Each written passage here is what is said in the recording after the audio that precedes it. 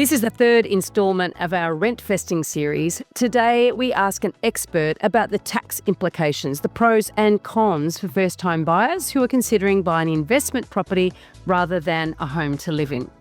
Welcome to Your First Home Buyer Guide, the podcast for first home buyers who want to move it along and become homeowners. But most importantly, it is for you to become an educated home buyer. I'm Megan and that was Veronica. We're both buyer's agents and probably old enough to be your mum. But it's a good thing because between us we've got over 45 years experience to share with you and bucket loads of stories about avoidable mistakes. Together, we're going to make sure you get unbiased and real information you can rely on. Allow us to guide you on your home buying journey. We want you to become an educated home buyer so that you can stop looking for your first home and actually become a proud homeowner. We've got loads of great tips for you in this episode, and if you'd like more useful tools, head over to the website homebuyeracademy.com.au, and there you'll get access to our free mini course, How to Price a Property Like a Professional. You will also find the holy grail of home buying education, Your First Home Buyer Guide, the online course for people who want to become educated home buyers. We created this for you to help you get on the right path to home ownership for your first home and beyond. But before we get into the interesting stuff in this week's episode, we've got the boring bit, the disclaimer. You of course know that nothing in this podcast is to be taken as personal advice. We always recommend getting the advice of an expert in their field who takes the time to understand your personal situation. We've done our very best to ensure that the content is correct at the time of recording. Things change rapidly, so always check with the relevant government authority and your trusted advisors to get the most up-to-date information.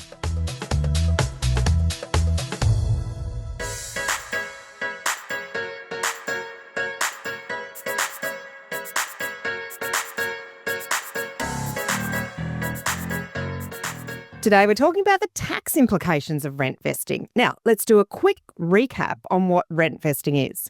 It is a strategy where you buy a property in a more affordable or investment-worthy location while you keep living where and renting where you want to live.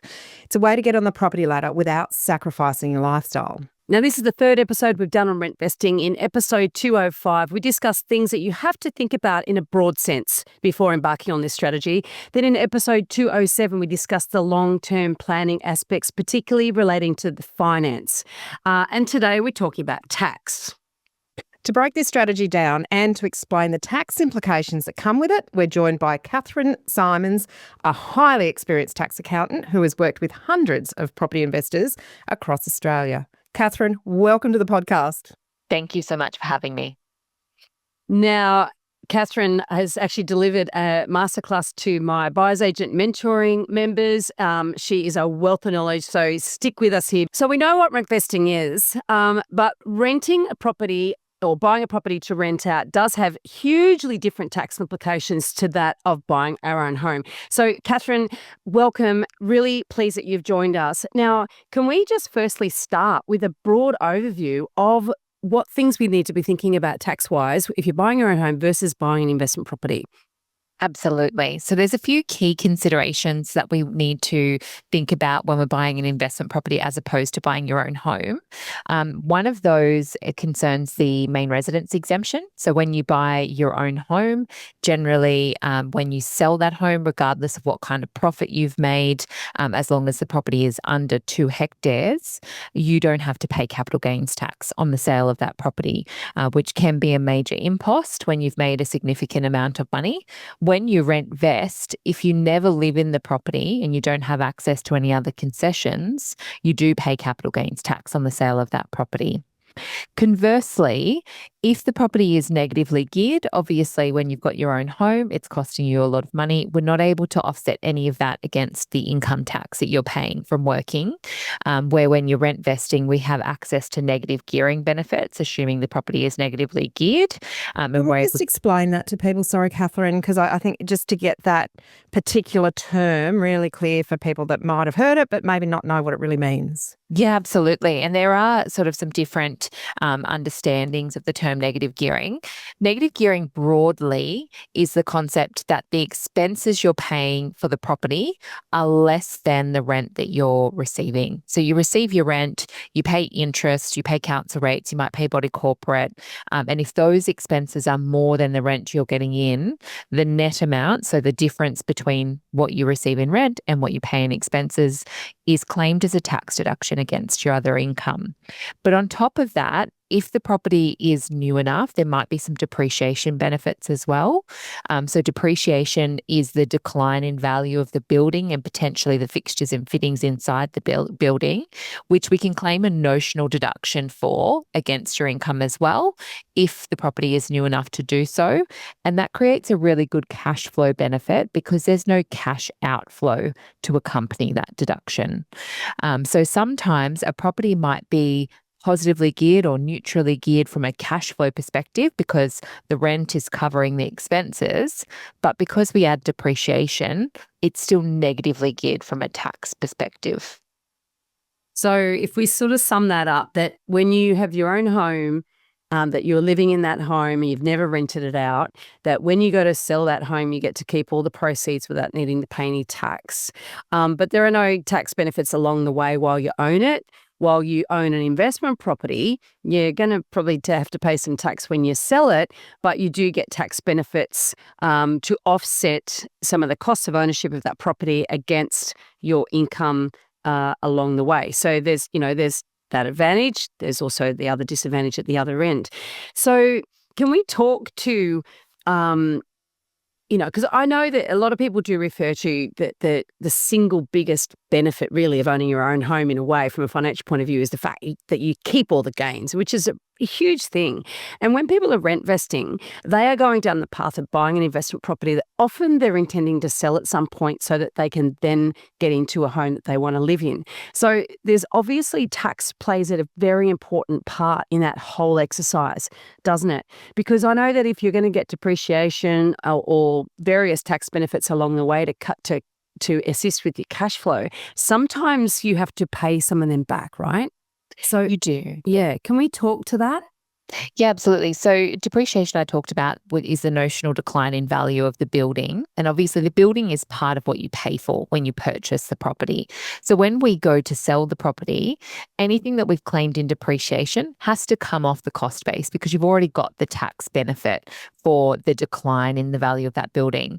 The flip side of that, though, is that when you sell an asset that you've held on capital accounts, so you've held it for the purpose of renting long term, as long as you've held it for more than 12 months, you're actually entitled to a 50% discount on that capital gain.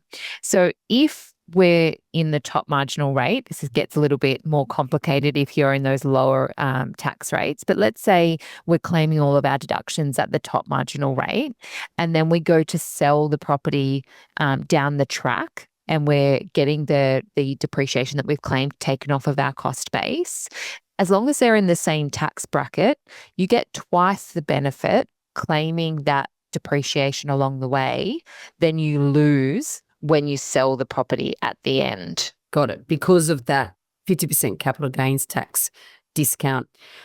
And this is getting a bit creative here, but say you buy an investment property when you're earning less money and you're in a lower tax bracket, and then you sell it when you're in a higher tax bracket, or perhaps the opposite, where you might buy it when you're in a higher tax bracket, then you choose to sell it, say, in a year when you're taking maternity leave. What are the impacts of, choosing the timing of, I guess, buying and selling there? Yeah, I always get worried when people say creative when we're talking about creative.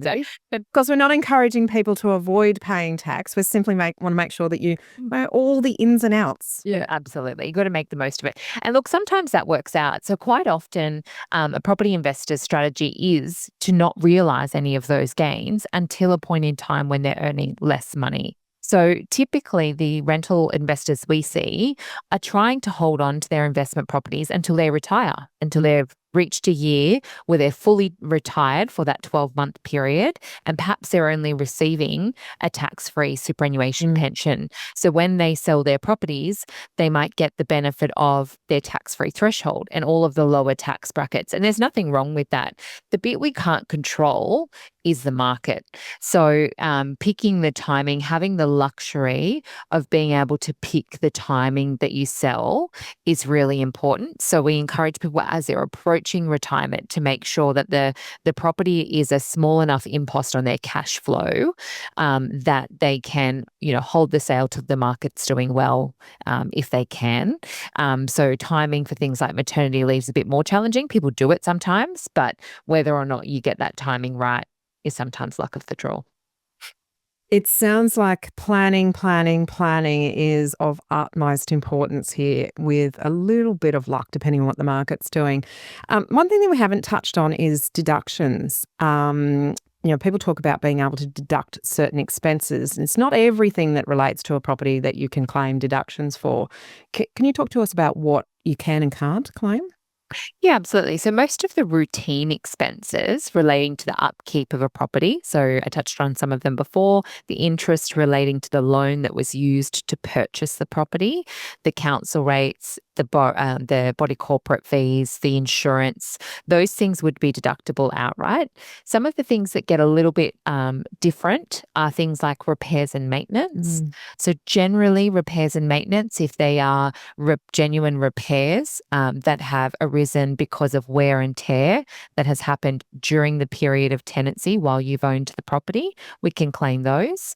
But if they're repairs that you do at the beginning to get the property into a good state of repair in order to rent it out, they may need to be capitalised. And some of the bigger things that you might consider repairs, but are actually the replacement of assets, may need to be depreciated over time. So things like replacing an oven, putting in an air conditioner, those sorts of bigger scale things we may need to claim over a number of years rather than instantly. And landscaping is another example. If you do some landscaping, put in turf, plant some trees, those kinds of things, they're capital items because they tend not to decline in value, assuming those plants survive. They should live a long time. So they're sort of capital items. But generally, I say to clients, you need to keep all of the records of anything you've spent on the property. And then it's our job to go and put them into one of three buckets. They're either cost base, they're claimed in the year that you spend them, or we're depreciating them over a number of years. And that's really important to understand. And I just, because I have been audited for an investment property. So I've been through the horror of an ATO audit on an investment property in a year where we had a huge amount of expenses. And we'd owned that property for 12 years. So it just needed everything that year. It was painting, it was roof, it was electrical, it was all these sorts of things. And some of those, as you say, some of those fell into one bucket, some fell into another bucket, and some fell into a completely different bucket again. Just if someone was looking, say, at buying a property and they thought, okay, this is okay, I'll do a coat of paint and I'll put in a new kitchen because it's okay, but, it would be nice. I'd get more rent if I put a new kitchen in it. Which bucket would that typically fall into? One, when they first buy it, or two, maybe 2 years down the track? Okay. So paint, if you do that when you first buy it, that's going to be the cost base because you've gotten it into the state of repair in order to rent it out in the first place. The kitchen is going to be depreciable. So a lot of the kitchen items depreciate over a very long period of time because they're structural, things like tiling, splashbacks, bench tops, those kinds of things. But they will be depreciable over a number of years. And if you do them down the track, the kitchen stays the same. That's always one of those bigger ticket items that needs to be depreciated over its expected life. Painting is a different one. Painting, as long as the damage and the wear and tear has occurred during the period of tenancy, then we can claim an outright deduction for that. 2 years might be tricky, but I have had an instance where a client recently had a short-term rental that they were renting out. So it was an Airbnb, had lots of tenants through. It was a pet-friendly property, and they'd rented it out for 2 years. And quite genuinely, the paint job was perfect at the beginning of that 2 years. And after 2 years, it needed a refresh. The nature of short-term rentals is you get more rental income, but you tend to have to put more into the upkeep of the property. And so in that instance, after 2 years, we did claim a full deduction for the paint. But generally, you'd expect your paint job to last a little bit longer, maybe 5 or 10 years. But generally, paint can be claimed as long as that wear and tear has occurred while you've been renting it. It is an interesting one, isn't it? Because I know a lot of people do buy and they do invest money in the property, getting it ready to rent, and they don't realise that they can't deduct that straight away. It becomes part of the capital cost. So again, record keeping. But and Megan said this conversation is highlighting the importance of planning. I would say it's also highlighting the importance of getting good advice. Because if you can plan all you like, and if you haven't actually got the good advice, you can really do yourself some damage. Couple of other things too that first home buyers in particular are considering. One is that they might rent it first with an intention to live in it at a future time. And another one is where they want to grab all the first home buyer incentives and all the rest of it, and which means they can't rent it out at the beginning, but their intention is to live in it for the minimum amount of time that they need to live in it and then move out and then have that as an investment property. And I know that those two different scenarios have very different implications on tax. And so I'd love it if you could run through those for us so that we can understand it's not the same, is it? No, it's not the same. And it has some weird differences. Considering you would think that both of those scenarios are pretty similar in the grand scheme of things.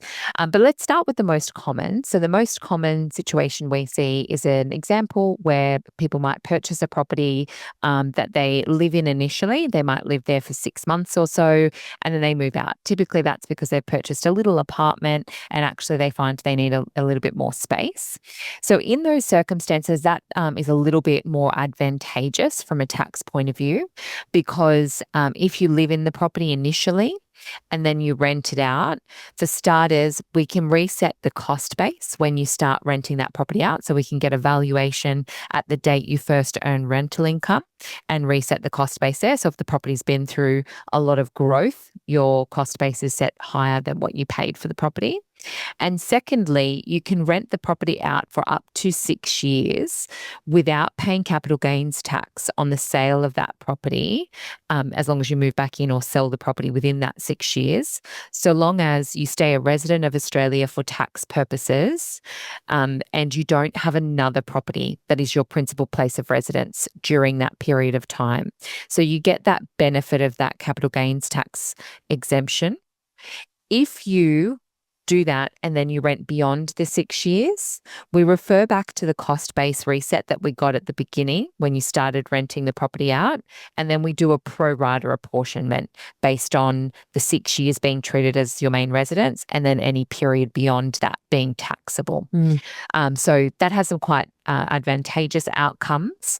I should mention, though, that the rules for the capital gains tax main residence exemption are different than land tax for your states. Those rules are quite different and they can become quite a trap because people do things like decide they're going to rent out their home in a really nice part of Sydney because it's getting a really great rental yield, and then they get hit with a really big land tax bill, having mistakenly thought that they would get the same concessions that they get for capital gains tax, which is just not true.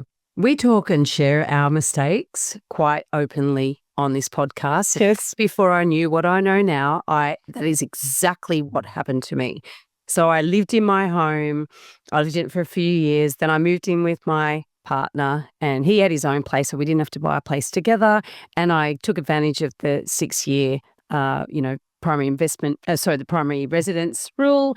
And then I got a land tax bill about 3 years in. And it was roughly, I'm remembering back then, now it was about $22,000. It's a big shock, And I rang the Office of the Office of State Revenue, which is a state-based, because land tax is a state-based tax. And I rang them and I reamed them out because I'm like, don't you know I've got 6 years? And they very patiently put up with me ranting at them and then explained to me that land tax is a state-based tax. The capital gains exemption for 6 years is a federal tax, totally different, and I am still liable for it. Now, after I backed down, got off my high horse, they did actually, were very kind, and they took away the penalties because that bill included penalties for non-payment. And my accountant, this is where it's so important to get good advice, my accountant, his his answer to me when I called him and said, why didn't you tell me about this? Because he'd been doing my tax returns for years and advised me on whatever. Oh, well, because I just worry about the ATO stuff. I don't worry about your other liabilities. And I was horrified. I thought that was derelict in duty. Personally, I got rid of that accountant straight away. But that has actually happened to me. So I think I'm glad that you pointed it out there, Catherine. Sorry to bring up a sore point. That I will go already. Oh, no, it's now. We are here to help people not make the mistakes that we've made.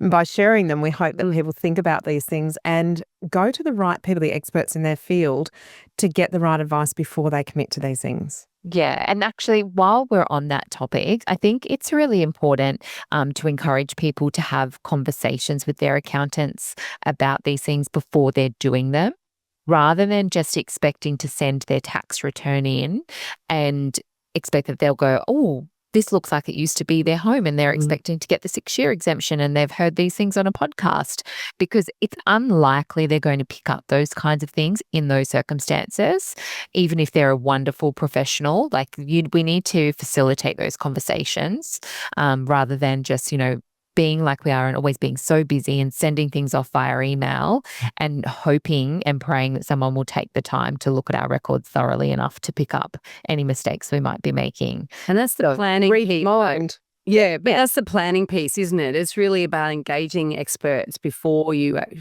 execute a plan. So 100% on that. Absolutely. Now, let's go through the set of circumstances, the second set of circumstances we talked about, which was first renting a property and then choosing to move into it later. So sometimes this does happen. We've got the odd client who perhaps has a property that they would like to purchase to be their forever home, but at this point in time, they simply can't afford to hold it as their forever home. So they need the rental income that property yields in order to service short term, and then they intend to move into it later. So in those circumstances, I talked about the cost-based reset that we get when you first live in a property.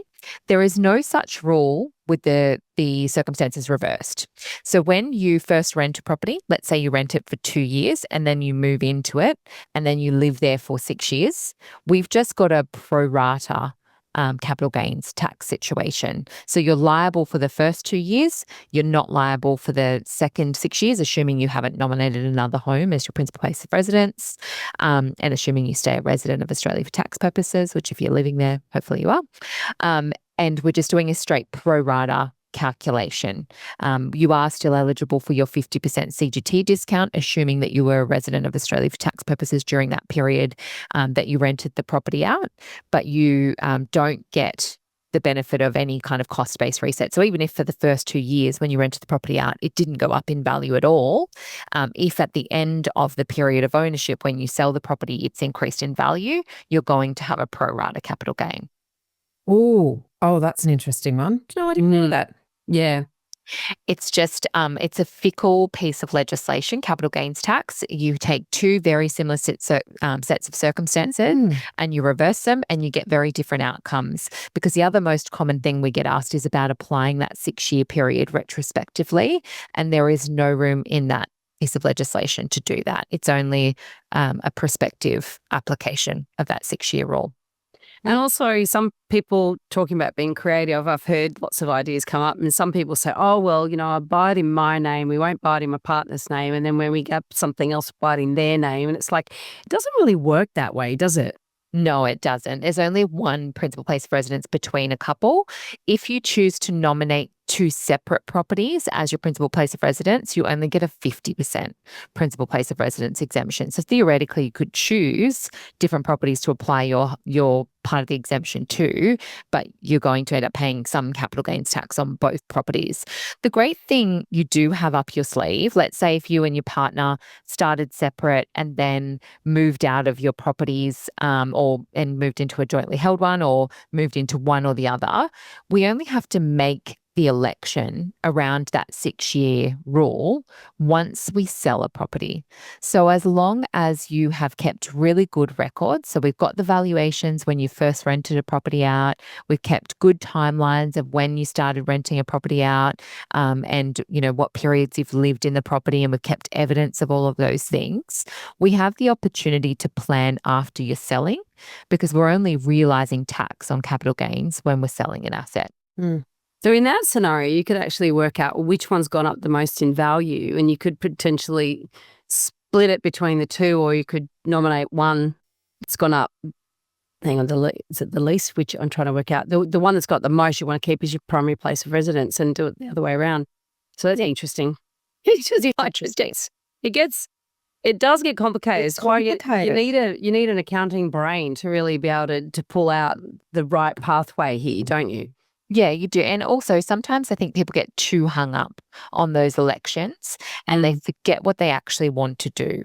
So I had a wonderful appointment with a client a few months ago, where they had purchased a property and they were intending to move into it, and they had all of the issues that they were going through about the main residence exemption with their existing place and da-da-da-da. We got to the end of the conversation and it turned out they just wanted to stay living where they were living, and then they just couldn't see past the potential main residence exemption for the new place to actually just say what they want to do and then let us help them manage the tax implications of that. So let's start with good investment decisions and good lifestyle decisions, and then we can help you manage the tax around that. I love that. I do too. Yeah, I really like it, because it's like you want to take advantage of things, but it doesn't necessarily mean that you make the right decisions for you. And that's the thing, isn't it? Because a lot of people ask these questions on chat forums and social media and all this sort of stuff. And they're looking for people to give them the hack that is going to get them the best outcome, rather than looking internally and saying, well, what is it that I want to do, and who is it that I need to talk to help me make all the right decisions around what it is that I want to do. Yeah, and the problem is when you make those decisions just for tax, starters, they don't love that if you're making a decision just for a tax reason. That's not ideal. But second to that, it often ends up being more expensive, because if you're doing something just for tax, it's like living in the property that's in an area you don't want to live and doing all of that. You end up moving more. You end up spending more trying to make yourself feel better while you're living there. Like, these are the things that actually happen. So you need to think about what it is that's actually sustainable and you can actually stick to. This is the sort of thing we call property therapy. And it is so real, because, a lot of the conversations around property are sort of around money and around, dollars and market direction, all that sort of stuff. But the reality is that these are homes. Even if we're buying as an investment, particularly with first home buyers, rent vesting, the intention is generally to get a home at some point. And so keeping your eye very firmly on that prize of really what lifestyle, what do I really want in life, and why am I actually going down this path, and where is it meant to be taking me, I think is absolutely critical. And, the other thing too, and let's sort of talk about that, because a lot of accountants, people do come to me, and I'm sure they go to you too, Megan, and probably Catherine, you've come across this, people saying, well, my accountant suggested I should be investing because I pay too much tax. So it's slightly different to a first home buyer or rent vesting topic here, although I'm sure, this will be something that will come up maybe in the future for some of you, or it could be that, at the moment you've got a good high income and you don't really know where you want to live.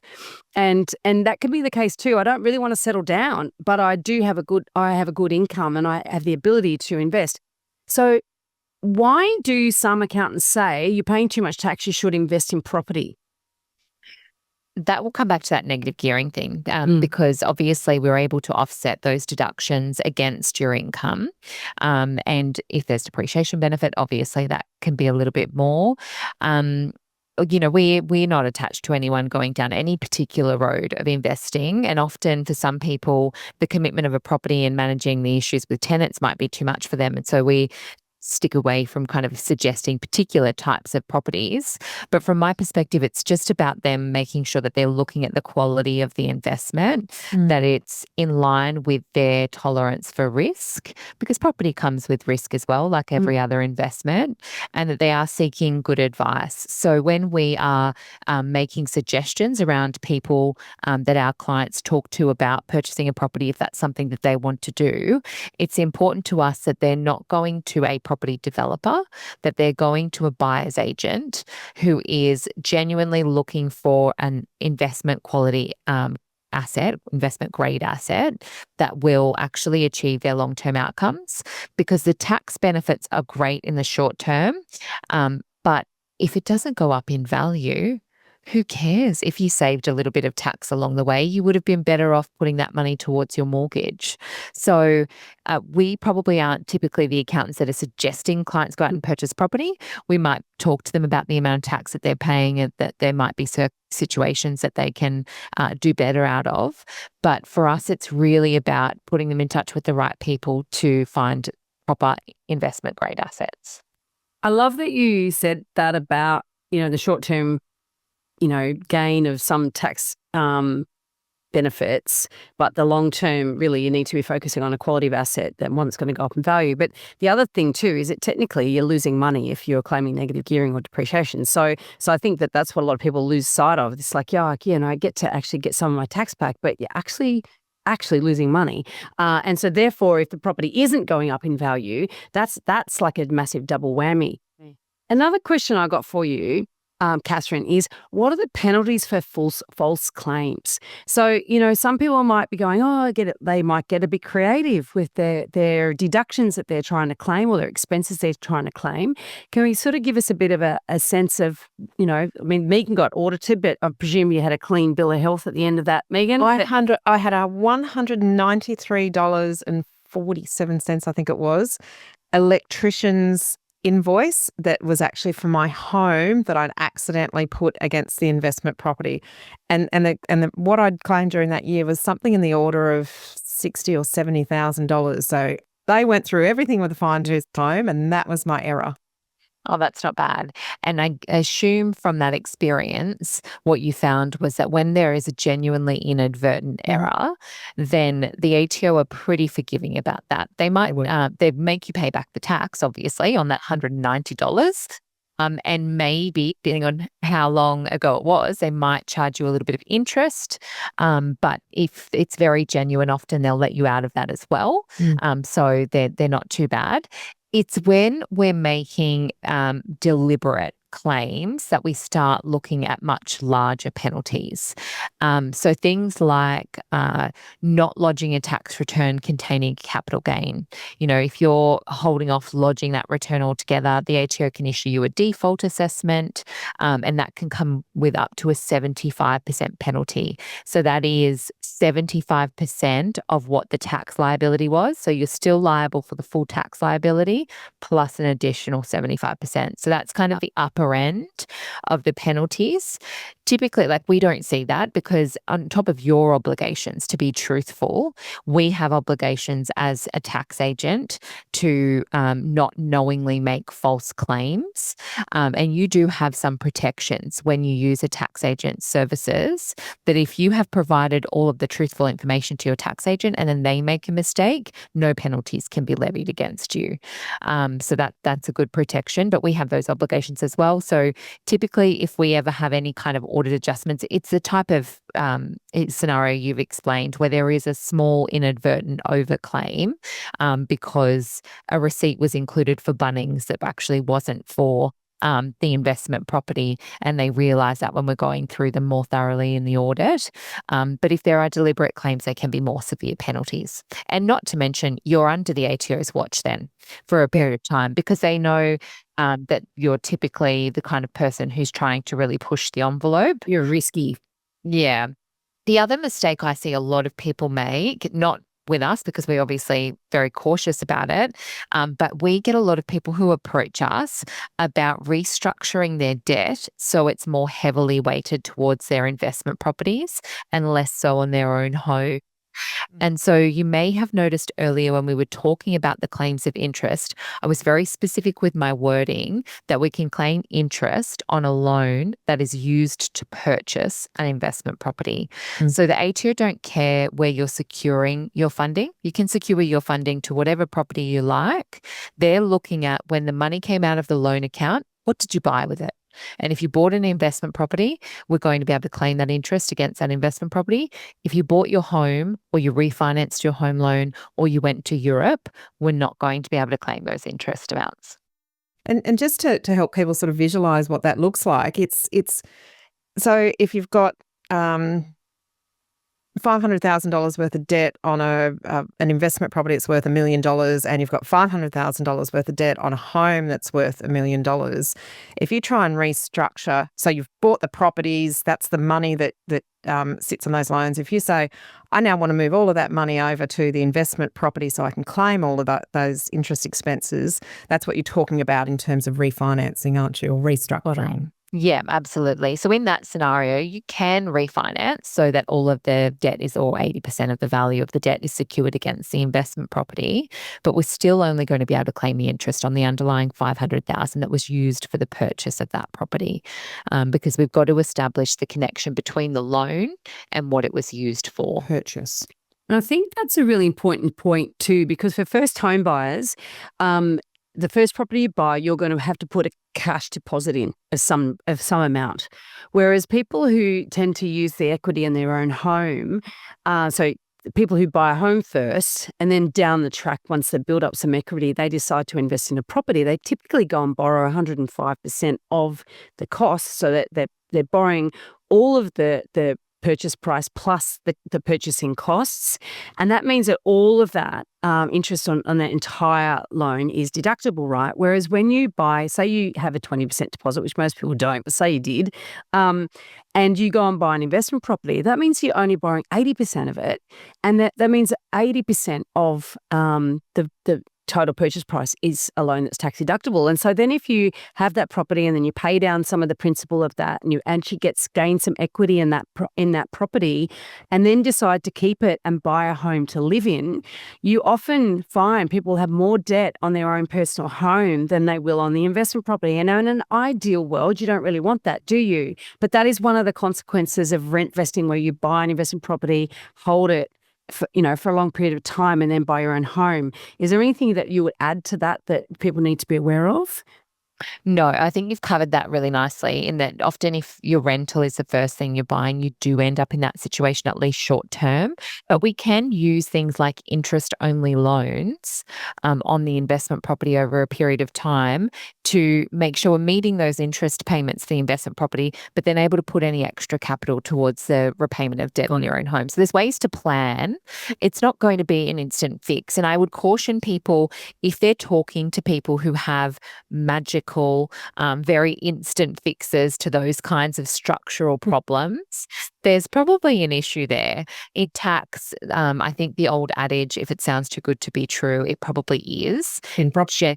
Yeah, and is generally holds you in good stead to get to the right path. So I think, we talked earlier about planning, about getting good advice. This is really where a really good accountant who understands property works hand in hand with a great mortgage broker who understands borrowing strategy, isn't it? It's those two hand in hand really give you the best advice.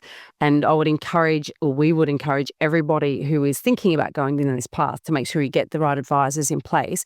And Catherine, I'm going to put a link in the show notes to your business as well, just in case anybody is in need of an accountant, because it is actually really difficult to find accountants who are interested in helping, or accountancy firms that are interested in helping sort of your mum. We call it mum and dad investors. You know what I mean? Most are really targeted more high net worth individuals or small business owners. So can you talk to that a bit about how difficult it is for people to get advice?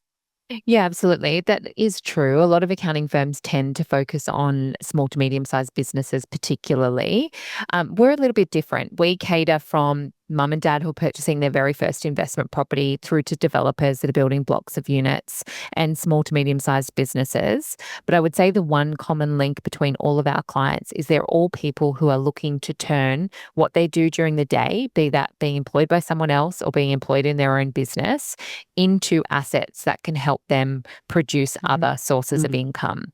And that's how our advice is focused. It's focused on presenting financial information in a way that banks can understand, so that you can borrow money and you can build up your assets.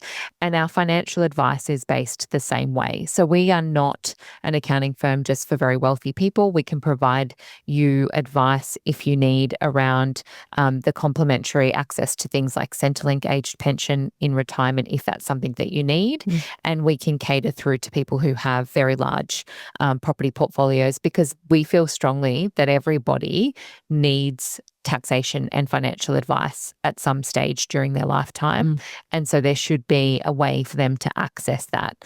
And so we've got a team of 42 up and down the eastern seaboard of Australia, and we service clients in that very broad range of demographics, because the fundamentals are the same. If you're looking to build wealth, we're looking to look at your income, make sure you're presenting that fairly, you're able to borrow, and you can build assets that can produce you some passive income. It's really tempting to look at yourself and say, oh, I'm not big enough for an accountant. You know, I don't have anything yet. I'm just saving my deposit. I haven't got that first property yet. But actually, that's the very best time to have some of these big picture discussions.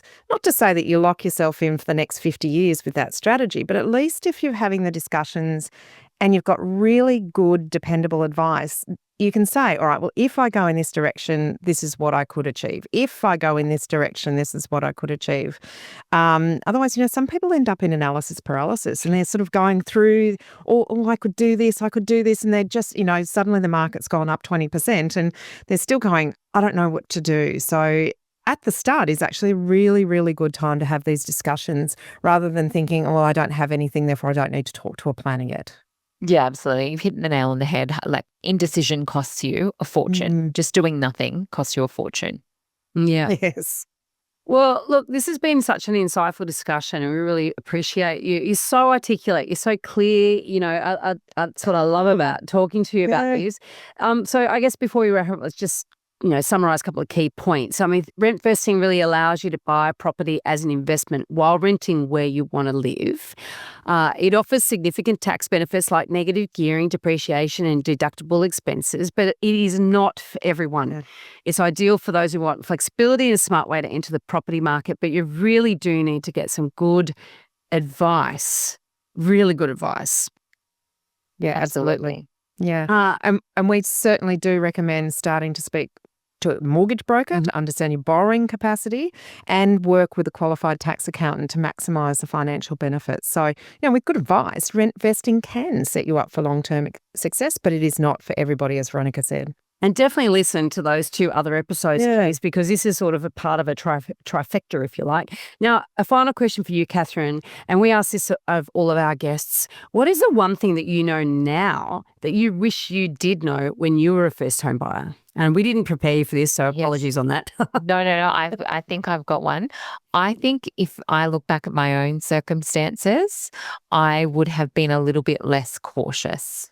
I think, you know, the stamp duty implications of the upgrade mean that I think if you can stretch yourself that little bit further, particularly if it is your home that you're buying and, you know, you're not leaving yourself too short, I would have probably pushed myself a little bit further. I should sort of asterisk that and say the worst thing we ever see people do is force themselves into a situation where they have to sell a property because they don't have the cash flow to fund it.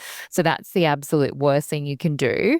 But if you're just like me and you're probably, you know, undercooking your borrowing capacity a little bit because you don't want to really feel too stretched, but you're young and you know your income's going to continue to increase, I probably would have pushed myself a little bit harder on that first purchase. Yeah. Excellent. That's great. I mean, I'm exactly people if they've heard my story. Mine's very similar. I wish I could have. Had I done that, I would have saved transaction costs, you know, down the track, having to upgrade sooner. So yeah, that's it's a very sage advice. Thank you again, Catherine. It's been a really interesting chat. And we really appreciate you sharing your knowledge. And for our listeners, have you joined our Facebook group yet? Because it's called Your First Home Buyer Guide Australia. It's your opportunity to connect with us and ask us your questions. You'll get answers from us, which means you can be sure you're not going to be led down the garden path by other well-meaning people in the group. It's directed by us.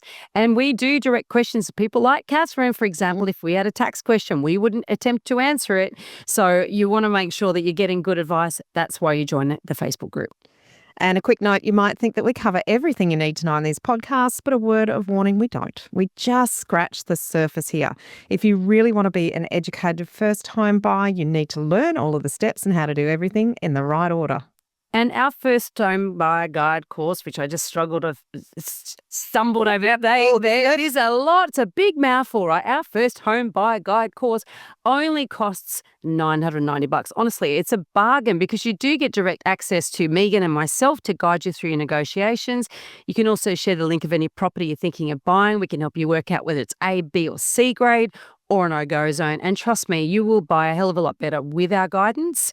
You'll overpay a lot more than $1,000 if you don't know what you're doing. So we're here to help you and protect you. In this episode, we've only touched on a tiny part of the huge amount of things you need to know to become an educated first home buyer. There is so much more for you to do.